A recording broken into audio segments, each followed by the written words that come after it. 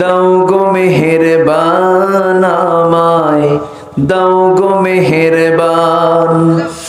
বুকের ভেতর ব্যথার নদী বইছে অবিরাম, বইছে বইছে অবিরাম।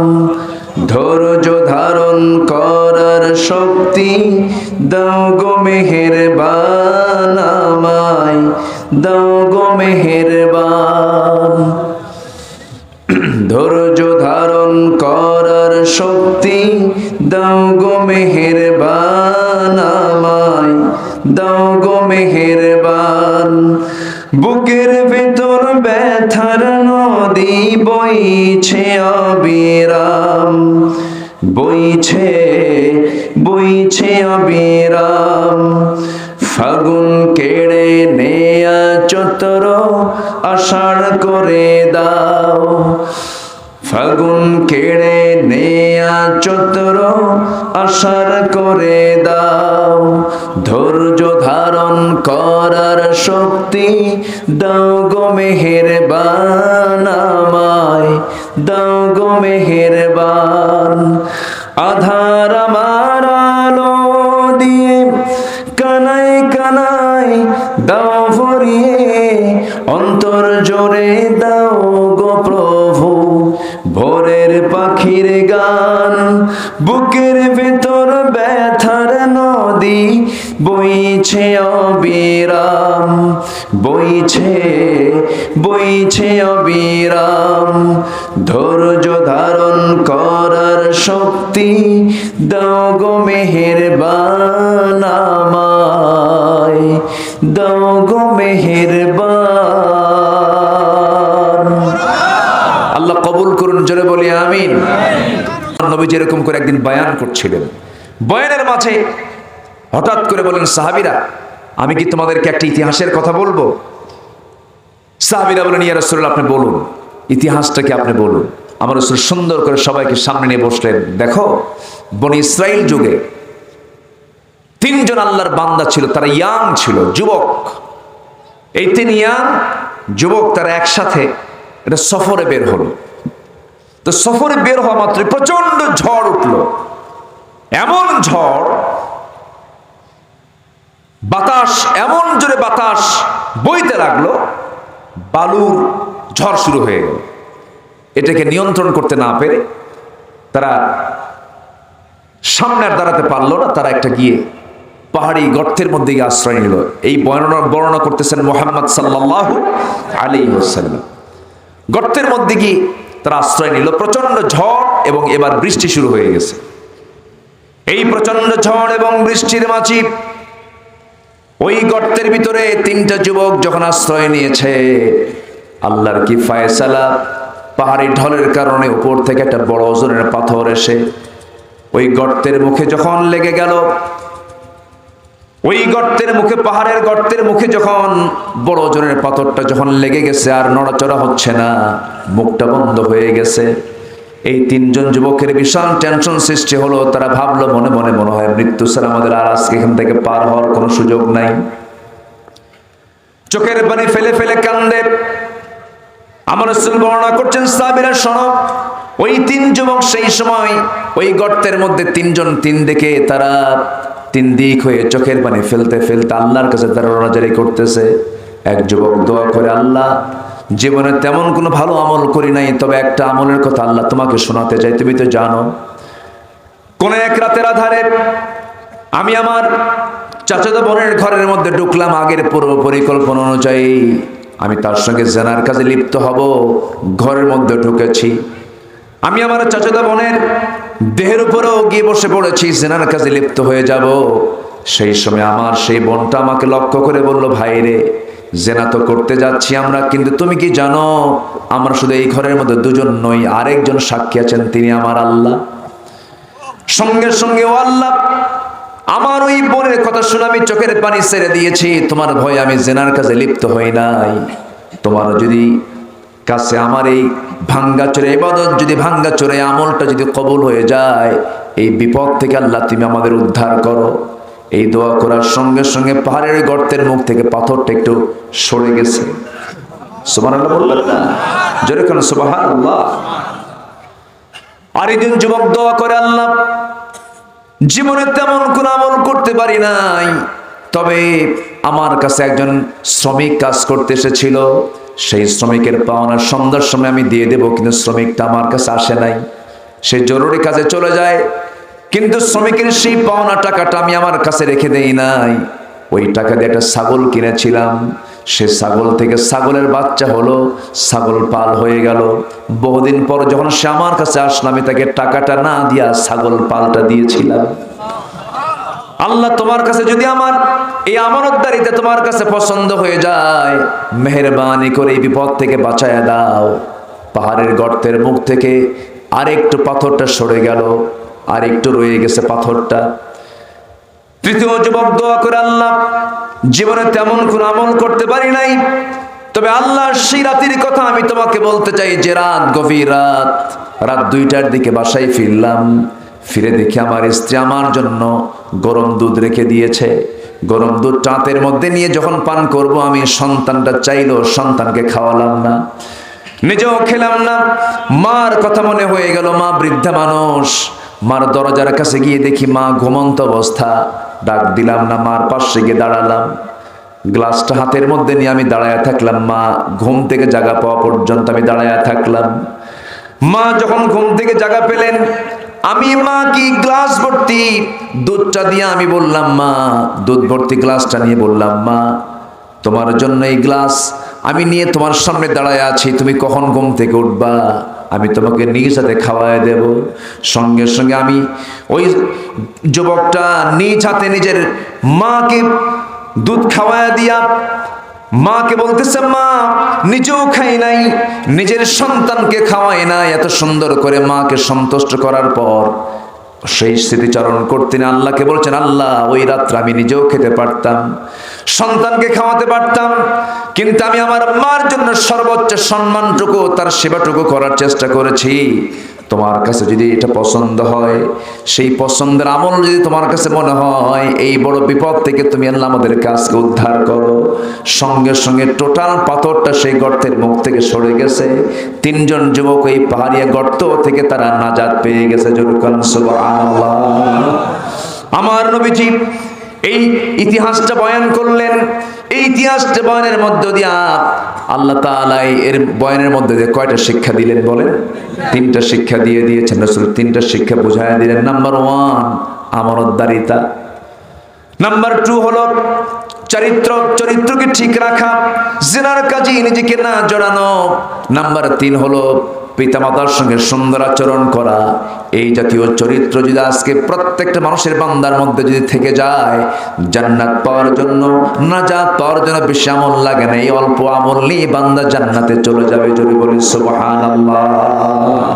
আল্লাহ কবুল করুন, আল্লাহ কবুল করুন, আল্লাহ কবুল করুন।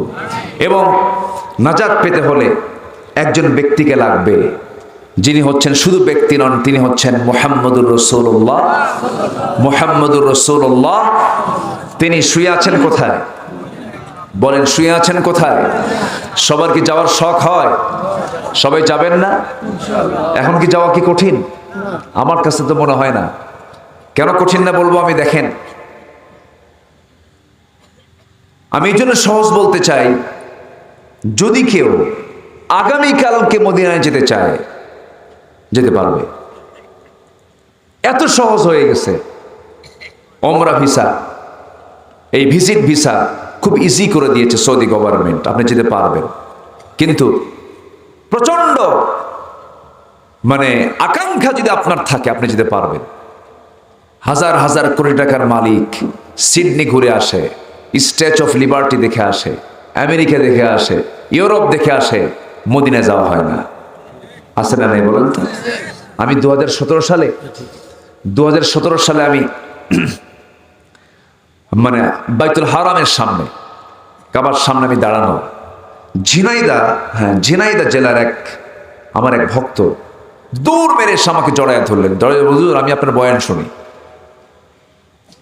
আমি হজ করতে আসছি। আপনি আসছেন, আপনি কি করেন? আমি রিক্সা চালাই। বললাম যে আপনি রিক্সা চালান, আপনি হজে আসলেন কি? আপনি এত টাকা খরচ করে? হুজুর 20 বছর যাবত টাকা জমাই। কয় বছর? 20 বছর। টাকা যেমন কেমন প্রত্যেক দিন 20 টাকা, 30 টাকা, 40 টাকা, 50 টাকা পর্যন্ত জমাতাম। জমায়া এই টাকাটা আমি হজের জন্য নিয়ত করে রাখছি, হুজুর চলে আসছে। আল্লাহু আকবার বলবেন না? তাহলে ইচ্ছা থাকলে বলেন, ইচ্ছা থাকলে উপায় হয়। কে দিয়ে দেন? কে দিয়ে দেন? আল্লাহ দিয়ে দেন। আমরা নিয়ত করব, জোরে বলি ইনশাআল্লাহ। রাসূল শুয়ে আছেন মদিনায়, কিন্তু রাসূলকে ছাড়া কি আমাদের বাঁচার কোনো উপায় আছে? আসতে বলবেন না আছে? আমি শেষের দিকে এসে আমি এই পয়েন্টে কিছু কথা বলে আমি শেষের দিকে আস্তে আস্তে চলে যাব। জোরে বলি ইনশাআল্লাহ। আমি খুবই আনন্দিত, মাহফিল থেকে একটা লোক নড়েন নাই, বলি আলহামদুলিল্লাহ। সবাই মনোযোগ দিয়ে আমার আলোচনাগুলো আপনারা শুনছেন। এটা আমি মনে করি যে আপনাদের এই ধৈর্য, আপনাদের এই সবর, এই ব্যস্ততার সময়ে আপনাদের এই অনড়ভাবে এই দ্বীনের আলোচনাগুলো শোনার এই মানসিকতা, এই ধৈর্য অবশ্যই ইমানদারের ধৈর্য, বলি আলহামদুলিল্লাহ। ফজর নামাজ হবে তো ইনশাআল্লাহ? সবাই ফজর পড়বেন তো? আল্লাহ তুমি কবুল করো, জোরে বলি আমিন। সম্মানিত ভাইয়েরা, রাসূল তো শুয়ে আছেন মদিনায়, কিন্তু সালাম দিলে কি সালামের জবাব তিনি দেন না? মুহাম্মদুর রাসূলুল্লাহ সাল্লাল্লাহু আলাইহি ওয়াসাল্লাম, রাসূলকে আমি যদি না কাছে টানি, রাসূল আমাকে কাছে টানবেন না। আবার রাসূল এমন একটা ফ্যাক্ট, আপনি আল্লাহকেও পাবেন না। কাকে ছাড়া? বলেন কাকে ছাড়া? রাসূল ছাড়া। আপনি কোরআনও বুঝবেন না, কাকে ছাড়া? রাসূল ছাড়া। তাহলে বোঝা গেল যে রাসূল ছাড়া কোনো কাজ করে আমি সফলতা অর্জন করতে পারবো না। সম্মানিত ভাইয়েরা, একটু আমাকে সময় দেন। আমি জানি আপনার কষ্ট হচ্ছে, আমি আপনাকে জোর করে বসায় রাখছি মনে হয় নাকি? হ্যাঁ, কোনো আপত্তি নাই তো? আরো শুনতে রাজি আছেন ইনশাআল্লাহ? হ্যাঁ, তাই আগ্রহ আছে? সবাই থাকবেন, সবাই থাকবেন। আচ্ছা সবাই থাকেন, আমি যাই।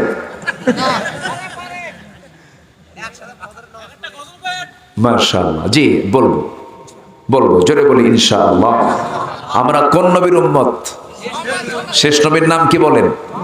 মুহাম্মদ সাল্লাল্লাহু আলাইহি ওয়াসাল্লাম। আমাদের কিছু আদব রাখা দরকার, সে নবীর ক্ষেত্রে কিছু শিষ্টাচার রাখা দরকার। 5টা শিষ্টাচার, 5টা আদব নিয়ে আমি কথা বলি।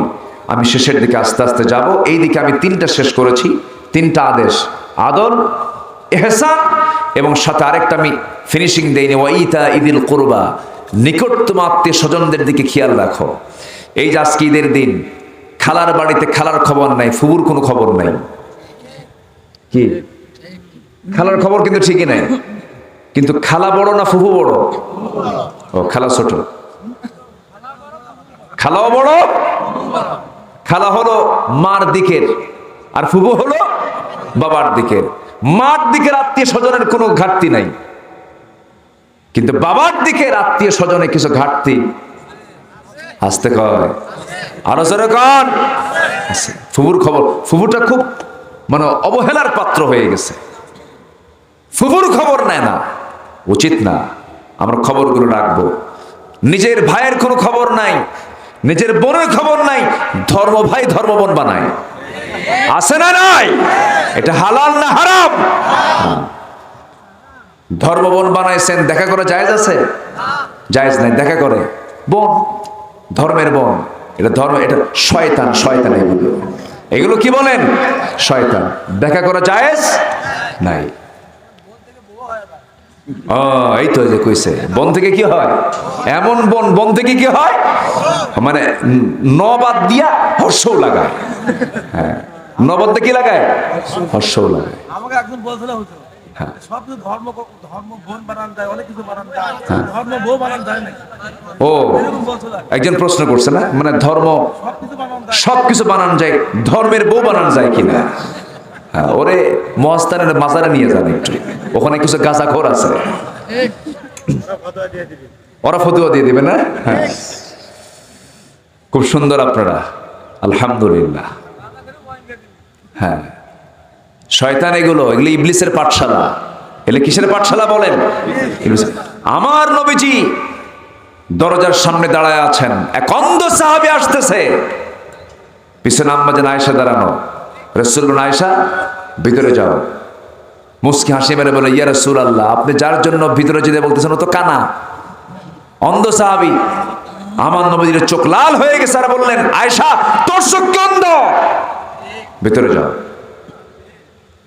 আর আমার দেশের অধিকাংশ দেখবেন স্বামীরা হয়তো কোনো অতিথি বাড়িতে আসছে, দরজা খুলবে স্বামী না বউ? না, দরজা খোলার দায়িত্ব কার? আর দরজা খুলে কারা? স্বামী কয়, যা খুলে দে। কি আসে না, এরকম আসে না? এগুলো নোংরামি, ঠিক না। মেহমান রিসিভ করার দায়িত্ব হলো পুরুষের। পুরুষ পুরুষকে রিসিভ করবে, নারী নারীকে রিসিভ করবে। এগুলো সব সিদ্ধান্ত কে দিয়ে দিয়েছেন? আল্লাহ দিয়ে দিয়েছেন। সম্মানিত ভাইয়েরা, রসুলকে আমরা উম্মতের জন্য 5টা শিষ্টাচার, রসুলকে আমরা মানব আংশিক না পুরোপুরি? আনুগত্য হবে পূর্ণ না অপূর্ণ? পূর্ণ আনুগত্য রসুলকে আমরা করব। জোরে বলি ইনশাআল্লাহ। একটু বসেন। আল্লাহ রাব্বুল আলামিন সুন্দর করে বলছেন, ওয়াতিউল্লাহা ওয়ার রাসূল লাআল্লাকুম তুরহামুন। সূরা আলে ইমরান আয়াত নাম্বার 32। মহান রব্বুল আলামিন বলছেন, তোমরা আনুগত্য করবে দুজনের, এক নাম্বার হচ্ছে আল্লাহ, নাম্বার 2 হলো রাসূলের। আর এই আনুগত্য যদি করতে পারো, সমস্ত রহমত তোমার উপরে নাজিল হয়ে যাবে। জোরে বলি সুবহানাল্লাহ। নাম্বার 2 হলো প্রাণ দ্বারা সম্মান করতে হবে রাসূলকে। আল্লাহ তাআলা বলেন, মা আতাকুমুর রাসূলু ফাখুযুহু ওয়া মা নাহাকুম আনহু ফান্তাহু। রাসূল যা নিয়ে এসেছেন তা তোমরা গ্রহণ করবে, যা নিষেধ করেছেন তা থেকে তোমরা নিজের জীবনকে মাইনাস করে রাখবে। হারাম জিনিসের কাছে যাবে না। আদেশ জিনিসগুলো, আদেশ হুকুমগুলো নবীজি যা আদেশ করেছেন তা তোমরা ফলো করবে। এটাই হলো সম্মান করা। তার আনুগত্য মানে হলো তার সমস্ত কথা কর্মকে মেনে নেওয়া, তার সুন্নাহগুলোকে মেনে নেওয়া। নাম্বার 3 হলো সকল কিছুর চাইতে রাসূলকে বেশি ভালোবাসা। কে বলেছেন? আসতে বলবেন না, কে বলেছেন? এই পৃথিবীতে বাবার ভালোবাসা আছে না নাই? ভাইয়ের ভালোবাসা আছে না নাই? ছেলের ভালোবাসা আছে না নাই? সম্পদের মহব্বত আছে না নাই? আল্লাহ তাআলা 8 শ্রেণীর ভালোবাসার কথা বলেছেন। কুল ইন কানা আবাউকুম ওয়া আবনাউকুম وإخوانكم وأزواجكم وعشيرتكم وأموال اقترفتموها وتجارة تخشون كسادها ومساكن ترضونها أحب إليكم من الله ورسوله وجهاد في سبيله। এই 8টা শ্রেণীর ভাই, বাবা, স্ত্রী, সন্তান, ব্যবসার মালামাল, নিজের আকর্ষণীয় ঘর বাড়ি, এই সকল কিছুর চাইতে বেশি মহব্বত করতে হবে আল্লাহকে, তার রাসূলকে। এই শর্ত জড়িয়ে দিয়েছেন কেউ না, শর্ত জড়িয়ে দিয়েছেন তিনি কে? নিজের বুকে হাত রেখে যদি আমি আপনি বলতে পারি, আব্দুল করিম, আব্দুল মালিক, আব্দুল গাফফার, তুই সত্যি করে বলতো, তুই কি তোর জীবনের চাইতে রাসূলকে বেশি ভালোবাসতে পেরেছিস নাকি? আপনার বিবেক যদি বলে ফেলে, হ্যাঁ আমি আমার জীবনের চাইতে রাসূলকে বেশি মহব্বত করতে পেরেছি, ওই বান্দা জান্নাতি। জোরে বলুন সুবহানাল্লাহ। আমরা কতটুকু ভালোবাসতে পেরেছি?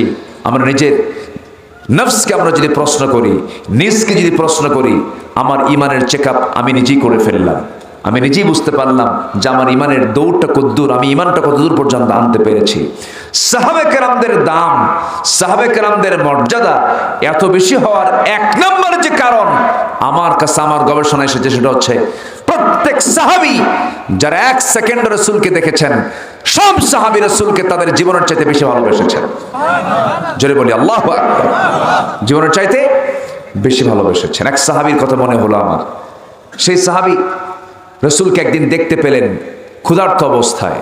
নবীজি জীবনে 2টা জায়গায় ক্ষুধার কষ্ট বেশি ফিল করেছেন। একটা হলো তায়েফের মাটিতে, আরেকটা হলো খন্দকের প্রান্তরে।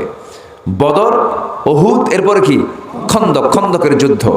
খন্দক হচ্ছে পরীক্ষার যুদ্ধ, পরীক্ষা খনন করেছিলেন রাসূল, নিজে কোদাল মেরেছিলেন, কোদাল দিয়ে পরীক্ষা খনন করে বাংকার করেছিলেন মদিনাকে সেভ করার জন্য। তো আমার নবীজি সাহাবে কেরামকে অর্ডার করেছেন, ঠিক আছে, কিন্তু রাসূল নিজে কোদাল হাতে নিয়েছেন, নিজেও খুঁড়েছেন, সাহাবে কেরামও খুঁড়েছেন, নিজেও কষ্ট করেছেন, সাহাবে কেরামও কষ্ট করেছেন। যুদ্ধের ময়দানে নবী শেষে না নবী সবার আগে?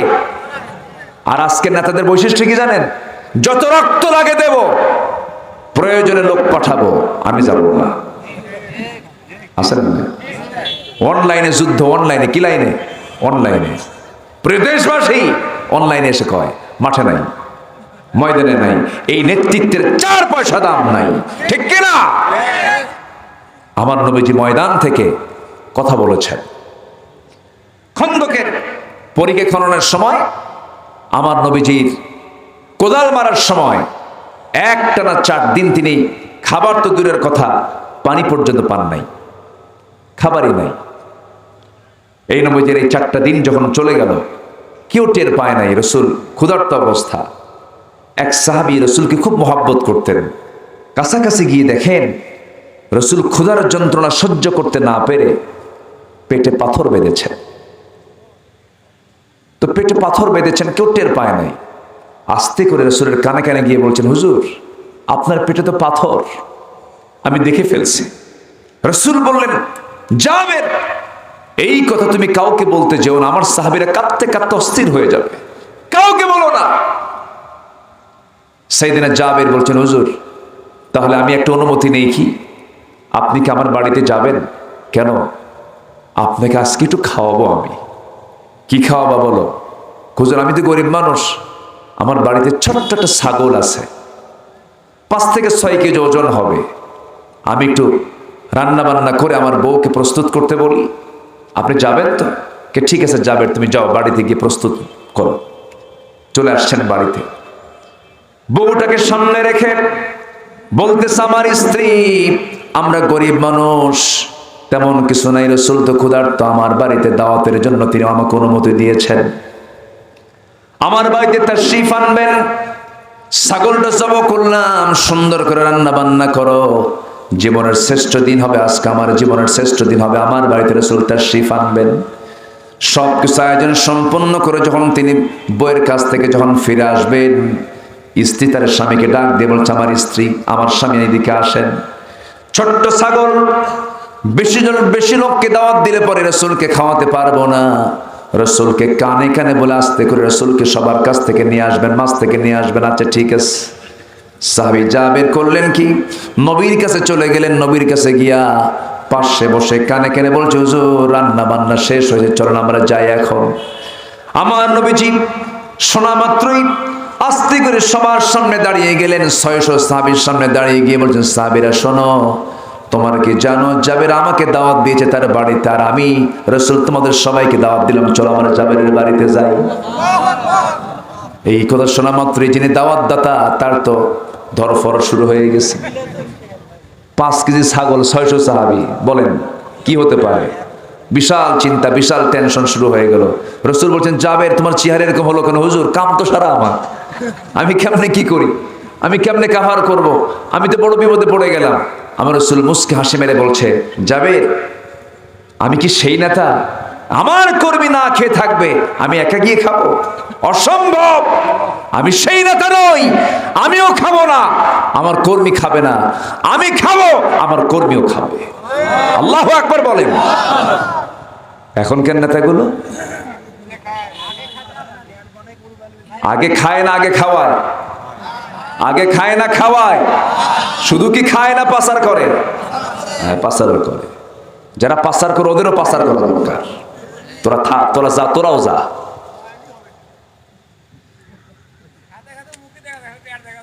হ্যাঁ এই তো আজকে শুধু আমি পারি নাকি? চেয়ারম্যান হওয়ার আগে তেল দিত এই জায়গায় না, আর চেয়ারম্যান হওয়ার পরে তেল দেয় এই জায়গায়। ঈদের দিন কোলাকুলি হয় না, হয় পেটা পেটি না।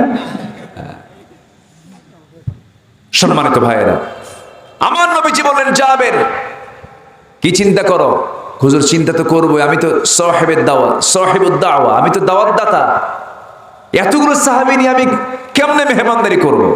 রাসূল বললেন, জাবের চিন্তা করো না, বান্দা যার রিজিকের দায়িত্ব তার, যাও তুমি চলে যাও। সাইয়েদনা জাবের চলে গেছেন বাড়িতে। আমার নবীজি 600 সাহাবীকে নিয়ে চলে গেছেন জাবিরের বাড়ির সামনে গিয়ে দাঁড়াইছেন। সাইয়েদনা জাবের রাদিয়াল্লাহু আনহু রাসূলকে খুব মহব্বত করতেন, রাসূল তাকে খুব মহব্বত করতেন।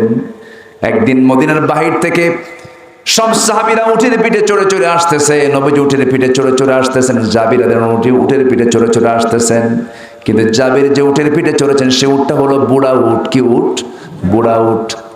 চলে না, থামে, আস্তে আস্তে যায়।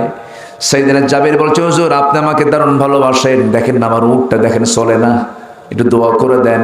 নবীজি একটা লাঠি দিয়ে মারলেন ঘুতা উটের গায়ে, এত তাজা হয়ে গেল সবার আগে জাবিরের উট মদিনায় চলে গেছে। রাসূল বললেন, জাবির খুশি হয়েছে? হুজুর মহা খুশি। তাহলে উটটা আমারে দিয়ে দাও, আমি উটটা কিনে নেব। সাইয়েদনা জাবির, হুজুর আপনি উট কিনবেন, আমি দেব না, এটা হয় নাকি? দিয়ে দিলাম, এই যে টাকা নাও, উটটা আমাকে দাও। উটটা নিলেন, নেওয়ার পরে বলছেন, জাবের তোমার উট আমি নেব, এটা কেমন হয়? যাও, টাকা যখন দিছি উটটা আবার দিয়ে দিলাম, যাও। জোরে বলেন সুবহানাল্লাহ। আমার নবীজি সেই জাবেরের দরজার সামনে গিয়ে দাঁড়ালেন, দাঁড়িয়ে বলছেন, জাবের তোমার বউকে আমার সালাম দাও, আর বলো যে হাড়িতে রান্না বান্না করেছে সে হাড়িটা যেন আমার সামনে হাজির করে, যে হাড়িতে রুটি রেখে দিয়েছে সে রুটির পাত্রটা যেন আমার সামনে রাখে, তবে এটা যেন ঢেকে রাখে। আজকে কাউকে বন্টন করতে দেব না, আমি নিজে বন্টন করব। যারা খাবার বন্টন করে তাদেরকে কি বলে? সাকিদার। সাকিদারি না, সাকিদারি বলে। আল্লাহু আকবার। রাসূল কি হয়ে গেলেন? সাকিদা। আমার নবীজি কোমরে গামছা বেঁধে 600 সাহাবীকে বসায় দিলেন, হাতের মধ্যে চামচ নিলেন, চামচ নিয়া জাবির রাদিয়াল্লাহু আনহুর বউয়ের হাতের পাকানো রান্নাটা, ছাগলটা দিয়া সুন্দর করে রুটিও বন্টন করলেন, গোশত বন্টন করলেন। 600 সাহাবী তৃপ্তি ভরে খেলো। জাবিরের বাড়ির রুটিও কমে নাই, চুল পরিমাণ গোশত কমে নাই। জোরে কান সুবহানাল্লাহ। রিজিকের দায়িত্ব কার? মেহমান পেলে আমরা কি কব? আলহামদুলিল্লাহ, নাউজুবিল্লাহ। জোরে কান। হ্যাঁ, মেহমান পেলে কিছু কিছু বাড়ির বউ খুব খুশি হয়, আবার কিছু কিছু বাড়ির বউ স্বামীর প্রতি এমন নজর দেয়, ওরে বাপরে বাপ, বারুদ গিলা খাবি বাড়ি না, এরকম আছে না? এরকম আছে না? এটা ঠিক না। মেহমান আছে যার ঘরে রহমত আছে তার ঘরে, মেহমান নাই যার ঘরে রহমত নাই তার ঘরে। মেহমান নিয়ে বসেছেন মুহাম্মদ সাল্লাল্লাহু আলাইহি ওয়াসাল্লাম। মেহমান পেলে আমরা খুশি হব, কারণ মেহমান যার ঘরে আসে তার রিজিক সে নিজেই নিয়ে আসে, তার রিজিক সে নিজেই নিয়ে আসে। আল্লাহু আকবার। আমরা বুঝি না। সম্মানিত ভাইয়েরা, সাহাবীরা রাসূলকে খুব ভালোবেসেছেন, আমরা রাসূলকে খুব ভালোবাসবো। জোরে বলি ইনশাআল্লাহ। মনে থাকবে সবার? সবার কি মনে থাকবে? রাসূলকে স্বপ্নে দেখতে চান? সবাই কি দেখতে চান?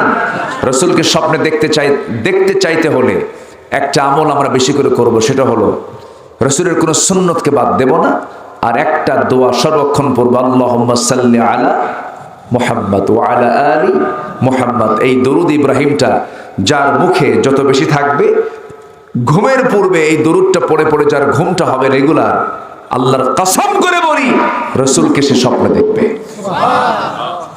আল্লাহ তাআলা আমাদের সবার নসিবে জুটায় দাও। জোরে বলি আল্লাহুম্মা আমিন। নাম্বার 4 হলো নবীর বিবিগণকে নিজের মার মতো মনে করা, আপন মার মতো মনে করা। এটা কে বলে দিয়েছেন? রাসূলের বিবিকে নিয়ে বাজে কথা বলার মতো কিছু কুলাঙ্গার আমার দেশে আছে না নাই? আম্মা জান আয়েশাকে নিয়ে বাজে কথা বলেছে, খাদিজাকে নিয়ে বাজে কথা বলেছে, কিন্তু আল্লাহ তাআলা এখানে বলছেন না, নবীর স্ত্রী হচ্ছে তোমাদের মার মতো। আল্লাহু আকবার বলে রাসূলকে সম্মান করা। আর রাসূলের নাম শোনার সঙ্গে সঙ্গে কি পড়া?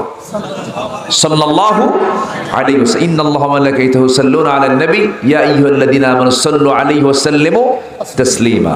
আল্লাহ তুমি সবাইকে কবুল করো, আমল করার তৌফিক দিয়ে দাও। সবাই নামাজ পড়বেন তো ফজরের? 12টা তো বেজেই গেছে, যতটুকু হয়েছে আমরা বলে ফেলি আলহামদুলিল্লাহ। কেউ যাবেন না? আমরা দোয়া করব। দোয়ার আগ দিয়ে কই আমার আচ্ছা আচ্ছা আচ্ছা আলহামদুলিল্লাহ। এই ওঠে কে? ধরেন তো, ওখানে ধরেন তো একটু। বসেন, এই বসেন বসেন, একটু বসেন। গজল শুনবেন আপনারা? এখন আগ্রহ আছে? আল্লাহু আকবার। যে আমি একটু মাহফিল কমিটিকে বলবো, কই আপনারা